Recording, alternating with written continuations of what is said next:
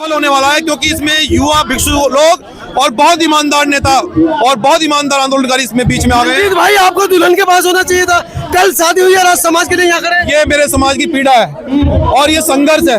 बाबा साहब ने अपना परिवार नहीं देखा तो मैं अपना परिवार क्यों देखूं? कल मेरी शादी हुई, आज मैं अपने समाज के बीच हूँ दिल्ली जंतर मंतर पर और लड़ रहा हूँ और आज यहाँ से कुछ निर्णय वचन लेकर जाएंगे।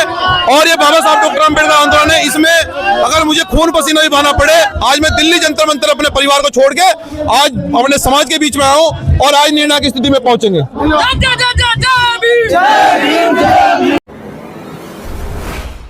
12 फरवरी है आज और मेरी उपस्थिति अपने सहयोगी संतोष अम्बेज के साथ जंतर मंतर दिल्ली पर है। आज महाबोधि महाविहार मुक्ति आंदोलन को लेकर बनते विनयाचार्य जी जो पूरे देश में घूमकर महाबोधि महाविहार मुक्ति को लेकर आंदोलन कर रहे थे, पूरे देश से उन्होंने लोगों को आमंत्रित किया था। 40 दिन धमध्वज यात्रा महाराष्ट्र में निकाली, उसके बाद आज हजारों की संख्या में लोग दिल्ली पहुंचे हैं और ये तमाम साथी उसी आंदोलन के साक्षी बने हैं। इनसे चर्चा करेंगे कहाँ से आए हैं और आज के इस आंदोलन को किस नज़र से वो देखते हैं। मैडम परिचय दीजिए पहले अपना। सबसे पहले मैं आपका हार्दिक धन्यवाद करना चाहूँगी। मेरा नाम मनीषा मून है, मैं त्रिरत्न बुद्ध विहार समिति जो त्रिलोकपुरी में है। त्रिलोकपुरी से? हाँ जी, जी मेरा नाम मनीषा मून है। जी जी जी। तो आज के आंदोलन को कैसे देख रहे हैं? इतना विशाल आंदोलन हुआ है, पूरे देश से लोग इकट्ठा हुए यहाँ पर। जी, आज का जो आंदोलन है ये आज का आंदोलन नहीं है सर जी।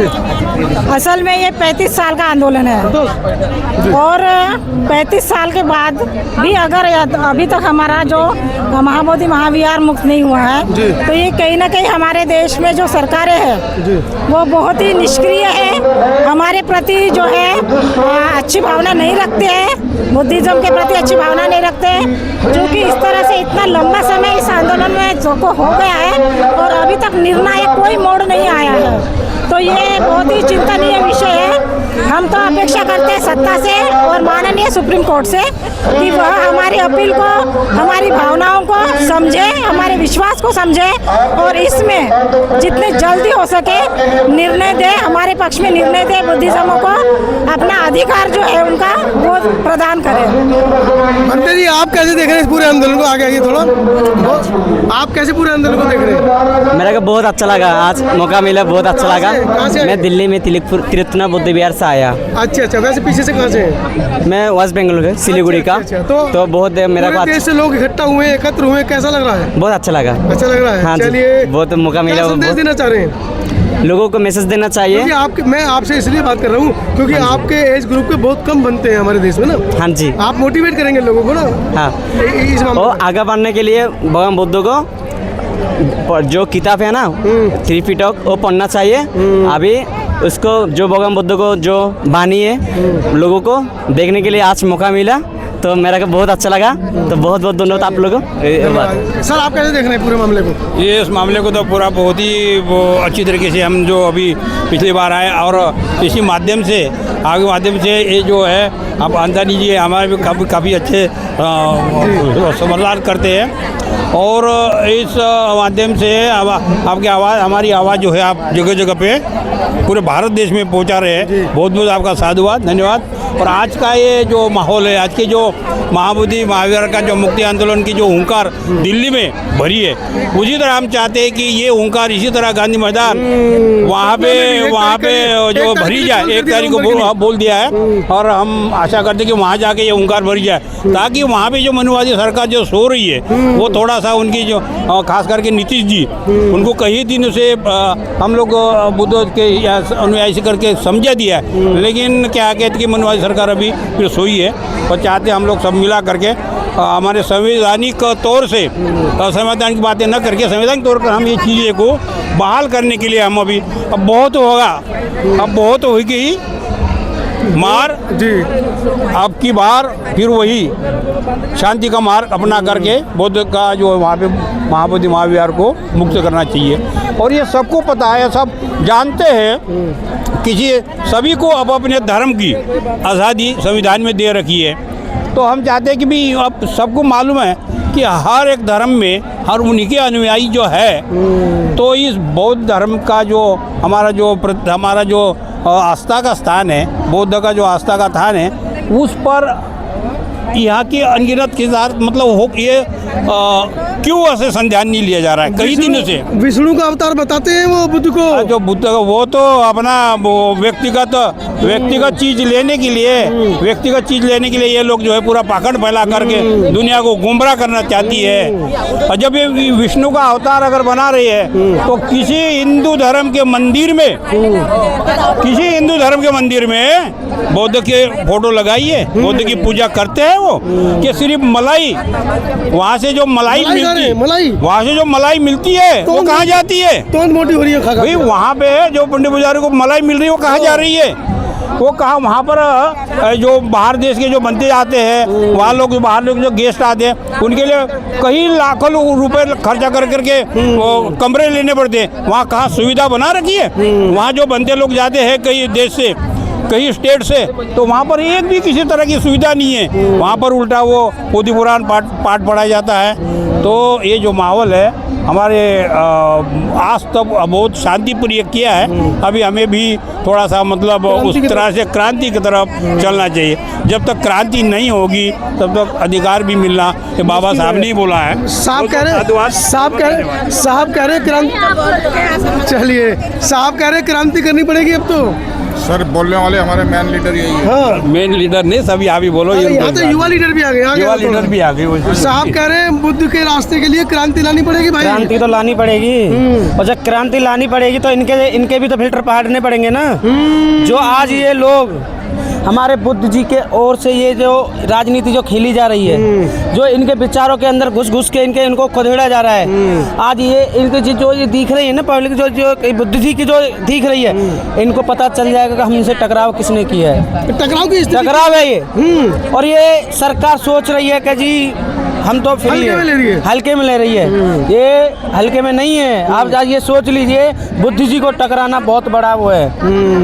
क्या करोगे यार, बिखरे पड़े हो टुकड़ों में। बिखरे नहीं, अब बुद्ध जी के जो है हमें जागृति करनी पड़ेगी, हमें जागरूक लोगों के अंदर जागृति लानी पड़ेगी। आपने अलीगढ़ में देखा था जो देश के वहाँ पे भी बुद्ध जी के उन पे अत्याचार कर रहे हैं वो लोग, आज वहाँ भी जागृति आ चुकी है। वहाँ भी खेला जा रहा है। छुट्टियां उखाड़ रहे हैं यादव समाज की। देखिए खेल रहे हैं। ये जो राजनीति है, आज वही देश के प्रधानमंत्री डॉक्टर भीमराव अम्बेडकर जी बुद्ध जी के सामने शीश झुकाते हैं, वो नीचे झुकते हैं। आज ये बता दीजिए डंके पे चोट बांध के बताना, देश के प्रधानमंत्री सुन लीजिए, देश के प्रधानमंत्री जो कहते हैं बुद्ध जी के सामने सिर झुकाया जा रहा है। वो कह रहे हैं कि हम खिलवाड़ कर रहे हैं। अरे उनकी बुद्ध जी की मेहरबानी आज ये देश चला रहे हैं। ये डॉक्टर भीमराव अम्बेडकर जी की जो देश चला रहे हैं। डंका बज रहा पूरे विश्व में। वो कह रहे हैं हिंदू राष्ट्र बनाएंगे। हिंदू राष्ट्र, हाँ देखिए हिंदू राष्ट्रों में ये देश के प्रधानमंत्री जो है हिंदू राष्ट्रों में बांटा जा रहा है, वो दंगा कराया जा रहा है। आपने अभी देखा था जो एक जातव के एक लड़के पर इतना बड़ा अत्याचार किया, उसका शीश काट दिया गया, और एक पानी पीने के ऊपर उस पर इतना अत्याचार कर दिया इन लोगों ने। तो वो तो वर्ण व्यवस्था है भाई, अपनी व्यवस्था में रहो, क्यों निकलने की कोशिश करते हो उससे बाहर? तो प्रधानमंत्री जी तो कह दो अपने घर बंद हो जाएं, करो ना उनको बंद। तो इसमें प्रधानमंत्री उनकी उम्र काफी हो चुकी है ना, अब तो उन्हें अपना घर बैठा दो, उनको देश चलाना नहीं आता है। पूरा देश देश नहीं चला रहे, देश को लुटाया जा रहा है। वो कहते हैं कि आप बैठ सो जाइए, चौकीदार संभाल लेगा, और देश सो रहा है और चौकीदार चोरी कर रहा है। तुमको पता कितने प्रसिद्ध है इस समय मोदी जी? मोदी जी प्रसिद्ध नहीं है। प्रसिद्ध किस वजह से हो रहा है प्रसिद्ध? उस वजह से मीडिया कर रहा है। मीडिया एक बात को उछाल रहा है। एप्स्टीन फाइल में नाम आया उनका, तुम जानते हो? देखिए मीडिया जो है आपको कितना दे रखा है, कमीशन आपको दे रखा है ना, पूरा कमीशन दे रखा है, जब तो उनके पीछे डोलते हो। अरे सम्मानित प्रधानमंत्री। अरे प्रधानमंत्री सम्मानित प्रधानमंत्री नहीं है। अगर सम्मानित अगर करना है डॉक्टर भीमराव अम्बेडकर जी को, बुद्ध जी को सम्मानित करो ना। और सुन लीजिए, डॉक्टर भीमराव अम्बेडकर कभी नहीं बोला कि हमें पूजो। सुन लीजिए, उनकी विचारधारा को समझो, लोगों के बीच में जाके सोचो। अरे प्रधानमंत्री के खुद सोच नहीं है, और वही प्रधानमंत्री वो डॉक्टर भीमराव अम्बेडकर का अपमान कर देते हैं। BN राव ने बनाया संविधान, बार बी अम्बेडकर साहब का नाम लेते हो क्यों? BN राव ने बनाया संविधान। अरे संविधान अच्छा, लागू किसकी ओर से हुआ था? इसी जंतर मंतर पे जला दिया था संविधान। अरे इनकी भाजपा की ओर से जला हुआ था, भाजपा के कार्यकर्ताओं ने जलाया था। संविधान का अपमान ये लोग कर रहे थे ना। तो तुम भी तो उनकी मनुस्मृति जलाते हो भाई। कौन? तुम। जब इनको अपना सम्मान नहीं करना तो दूसरे का क्या सम्मान करेगा? लगन सम्मान करेंगे, इनका क्या सम्मान करेंगे हम? अरे एक बेटी का नारा नहीं जानते, ये एक बेटी का सम्मान नहीं जानते, तो ये सम्मान कर रहे हो? कहते नहीं बेटी पढ़ाओ बेटी बचाओ। अरे बेटी पटाई की बात कर रहे हैं वो लोग। देश में बेटी को खदेड़ा जा रहा है। आज भी इस जगह पे खड़े हो, आज उस टाइम यहाँ से और ये गोल चक्कर तक बेटी को खदेड़ा गया था। बिल्कुल।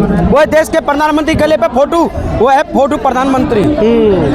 देश का प्रधानमंत्री नहीं है, देश का चमचा है वो। लाखों रुपए के कपड़े पहनते हैं, फोटो भी ना खिंचवाए। लाखों के कपड़े किसकी जनता, किसकी ओर? अपने घर की ओर से पढ़ रहे हैं का?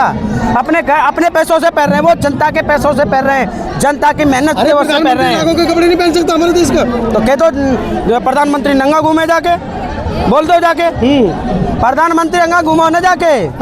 अरे वो मदारी है। अरे नंगा घूमने वो देश को नचाया जा रहा है, देश को गुमराह किया जा रहा है। नंगा घूमने के लिए देश की जनता है ना, प्रधानमंत्री को घूमेंगे नहीं। क्यों? तो आप भी तो वोट देते हो प्रधानमंत्री को, आपने भी तो भाजपा को वोट दिया है और आप उसके पीछे डोल रहे हो।